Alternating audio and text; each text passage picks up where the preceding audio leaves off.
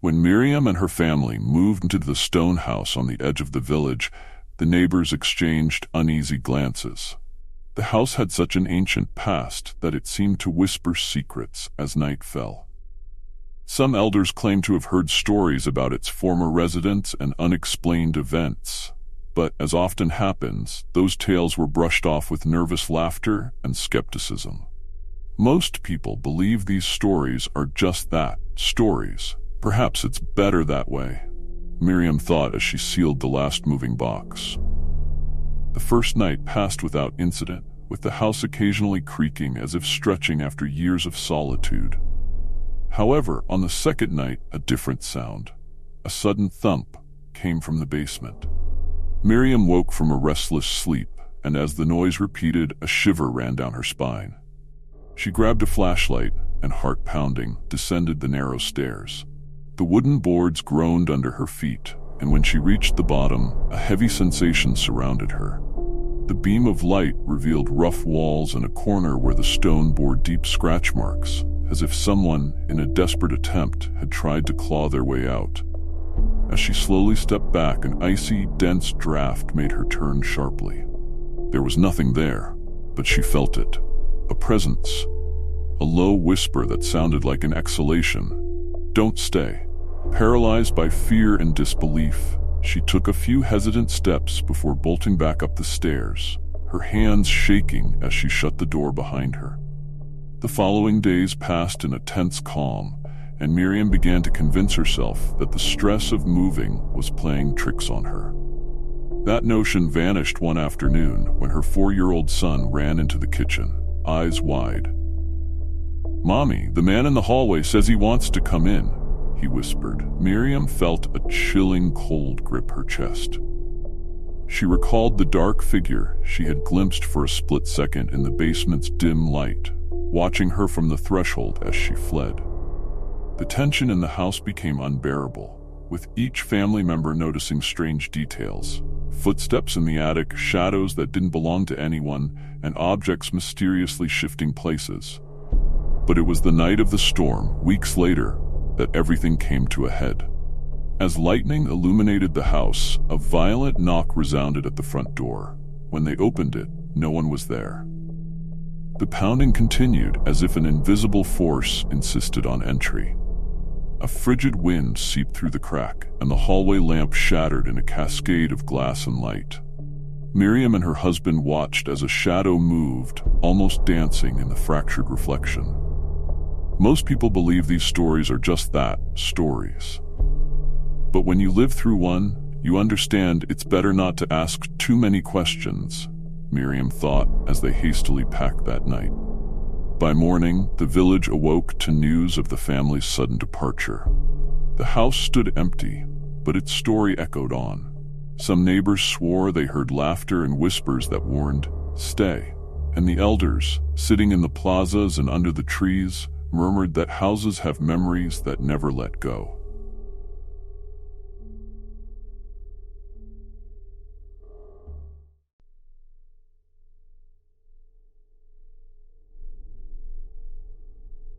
Judith had always felt an inexplicable connection to her grandmother's house. It was an old mansion made of dark bricks, standing on a secluded corner of the village. The rooms overflowed with antiques and sepia photographs of faces that no one remembered. But what had always intrigued her the most was the basement. Since childhood, she had been warned never to go down there alone. No one ever bothered to explain why. Now, having inherited the house after her grandmother's passing, Judith found herself standing at the threshold of that forbidden basement. The hinges creaked as she pushed the door open, and a dense, cold air greeted her, as though the darkness itself recognized her presence.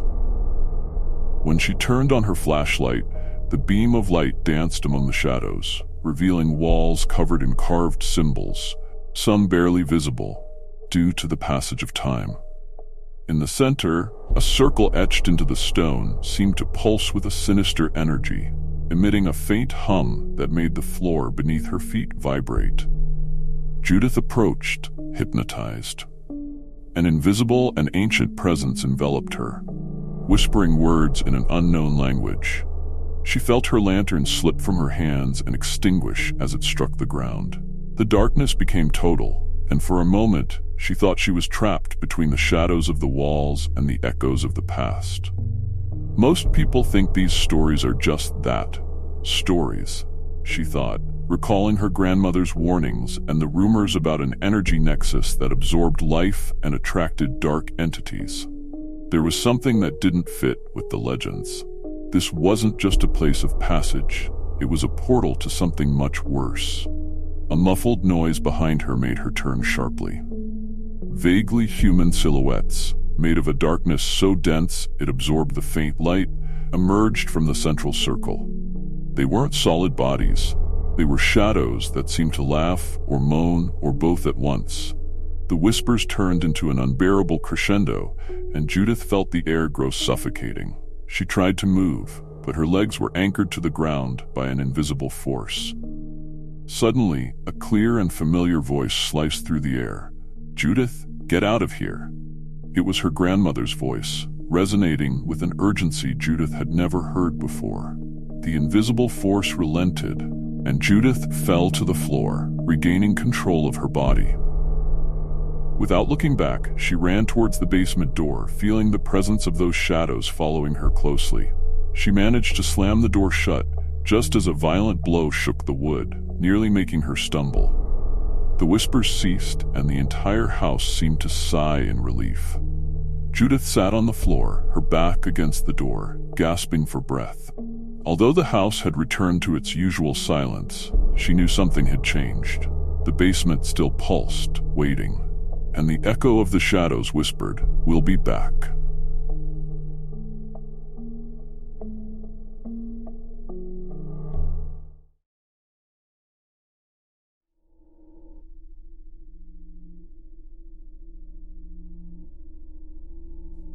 Maria had always felt a mix of curiosity and fear toward her grandmother's old house.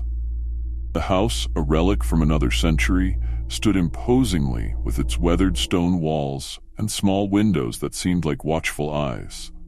When she inherited the property after her grandmother's death, Maria was intrigued by the idea of uncovering the secrets that had been buried for decades. But what intrigued her most was the basement. A place no one in the family had dared to enter for years, for reasons unknown. After several afternoons spent reorganizing old boxes and sorting through family mementos, Maria decided to face her unease and explore the basement. The late afternoon light, filtering through the cracks, barely illuminated the steep wooden stairs that creaked under her feet. The basement smelled of dampness and something else, something old and metallic that she couldn't quite identify. What she found after moving dust-covered boxes and rusted odds and ends far exceeded her expectations. Once she moved an old bookshelf and a pile of yellowing newspapers, Maria discovered that the walls were covered with wallpaper, a faded floral design worn with age. However, the wallpaper peeled away in certain spots, revealing what appeared to be an older pattern beneath. Curiously, she tore off a large section, revealing a set of esoteric symbols painted with precise black lines that ran across the wall like a macabre symphony. Each symbol, in its complexity, seemed to tell a story. There were interlocking circular figures, intertwining lines, and winged eyes that seemed to watch her from the still surface. A tremor ran through her, but she couldn't resist the urge to touch one of the symbols with the tip of her fingers. The moment her skin brushed the cold paint, a dull roar reverberated through the room, and the air seemed to crackle with electricity. A glowing crack began to form in the middle of the wall, widening gradually until it became a portal. On the other side, a scene that defied all logic spread out like a grotesque landscape. The sky was a violent red, streaked by winged figures emitting shrill cries that echoed in her ears. Tall beings with scaly skin and glowing yellow eyes marched aimlessly, like guardians of a ruined world. When they noticed her presence, they all turned their heads in unison. Maria felt the weight of their fixed stares, eyes that reflected an ancient fury and an inhuman hunger. Panic left her frozen for just a second. As the portal began to close, one of the beings stepped forward, its hand outstretched, as though trying to cross. But as quickly as it had opened, the crack sealed with a sharp snap and a flash that left Maria disoriented and with her heart racing. The basement returned to its heavy silence, as though nothing had happened, but the energy of the place still vibrated around her. Since that night, Maria was never the same. The images of the portal and the yellow eyes haunted her every time she closed her eyes. At first, the faces of the creatures only appeared in hazy dreams, but soon they began to invade her waking thoughts. In the darkness of her room, she would hear barely perceptible whispers, and at times she thought she saw shadows moving quickly in the corners of her vision. The deterioration of her peace was so gradual that she didn't even realize she was avoiding the basement and hardly sleeping. Vigilance trapped her in a state of perpetual alertness. One night, when exhaustion finally overcame her, she woke with a start, feeling a cold breath on her face. Standing before her at the foot of the bed, a tall silhouette with yellow eyes stared directly at her, those same eyes that had watched her from the other side of the portal. No one in the village knew what happened to Maria after that night. The house remained locked, and the neighbors, when passing by, claimed to feel an inexplicable chill. The basement lights, though no one had turned them on, flickered at midnight, as if the portal were preparing to open once again, this time with no one to stop it.